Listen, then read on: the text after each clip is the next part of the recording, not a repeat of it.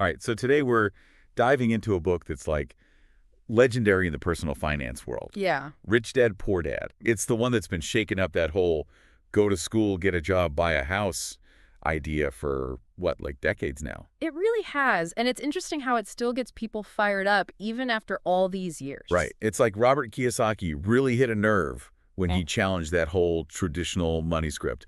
We're going deep on those core lessons, the controversies, the whole 9 yards. It's pretty amazing how Rich Dad, Poor Dad still sparks debate after all this time. He really tapped into something with that. Totally. And he does it in such a, like, relatable way with that whole two dads thing. Yeah. Did you think it was weird at first that it wasn't even about his actual dad? Right, like using those father figures as examples for these completely different ways of thinking about money. Exactly. It's almost like symbolic or something. Yeah, and you've got the poor dad who, like, followed all the rules, PhD, a stable government job, but was always struggling financially. And then there's Rich Dad, on the other hand, who dropped out of high school but was making all these smart money moves. Mm-hmm. It makes you wonder, what did Rich Dad get that Poor Dad didn't?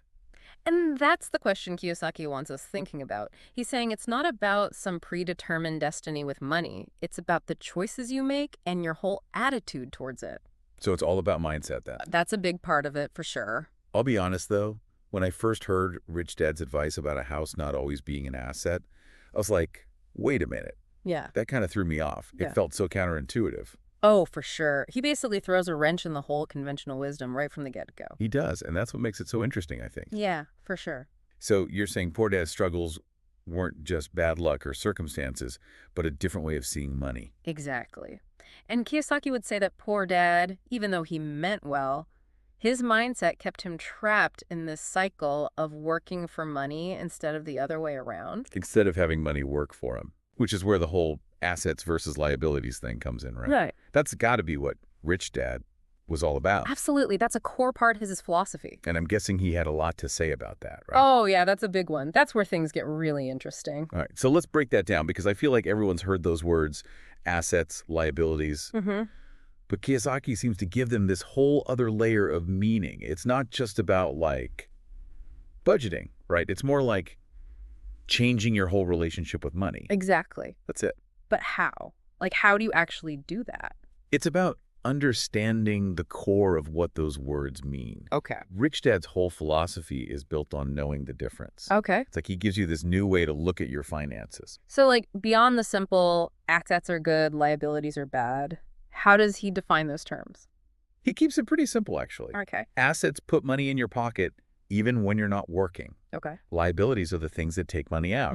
And it's not just about stuff you own. Sure. It's about how those things affect your income and expenses. Okay, that's making more sense. Oh. So Rich Dad's famous rental property example, that's like a classic asset, right? You've got rent coming in every month. Exactly. And it's not just real estate either. Right. Think about businesses that generate passive income or dividends from stocks, royalties. Okay. It's all about setting up systems where your money works for you instead of you working for your money. So you're not trading your time for that money. Right. And liabilities, those are the things we often think of as assets, but they actually cost us money in the long run. Exactly. Like those never-ending car payments. Oh, yeah. Or that huge house with a massive mortgage. Which ties into the whole rat race concept, right? Like, that's what Rich Dad is trying to help us avoid. Exactly.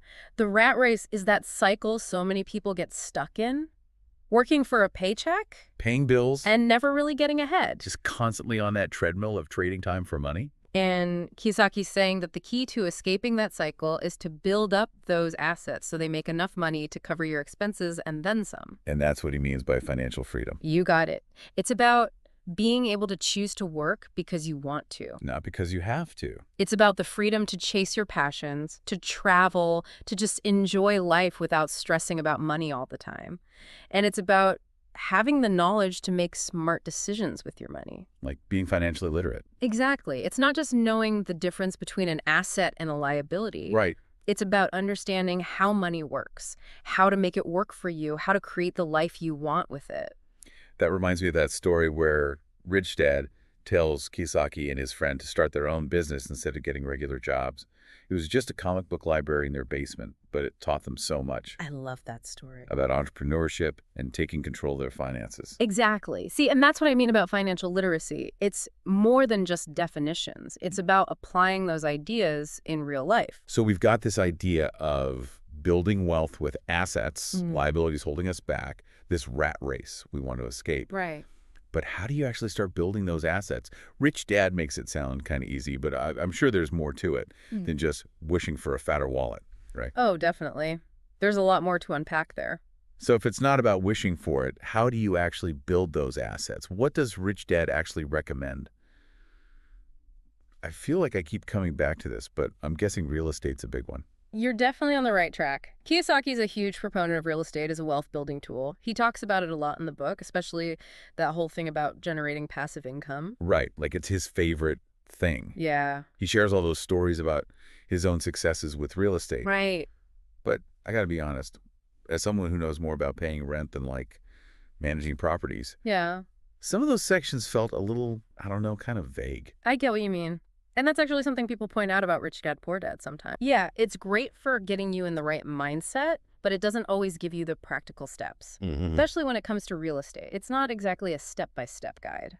So it's more about seeing the potential than like becoming a real estate mogul overnight. Exactly. It's about recognizing that real estate can create passive income, which goes back to that core idea of assets working for you even when you're sleeping. Okay, so real estate's one way to build assets. Yeah. What else does he suggest? Well, he's also really big on entrepreneurship.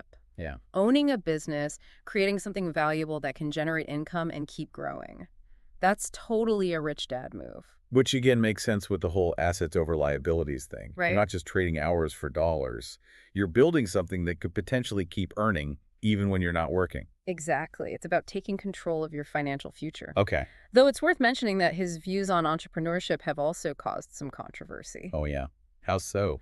Well, some people think he makes starting a business sound way easier than it actually is. Like it's a guaranteed ticket to riches. Yeah, when in reality, it takes a ton of work and comes with a whole different set of risks. It's not for everyone, that's for sure. Exactly. And not everyone starts with the same advantages or support system. It's important to acknowledge that. Definitely.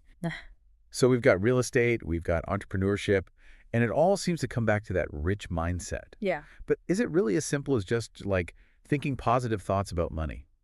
It's definitely more than just wishing for wealth. It's about how you approach opportunities, how you handle challenges, being open to learning new things, being willing to take risks, calculated ones, of course, and seeing setbacks as opportunities to learn. That's what really defines a rich mindset. So it's not just about the money itself, it's about your whole attitude towards it and how that affects your actions. Exactly. It's about being proactive, seeking out information about finances, and questioning what you think you know about money.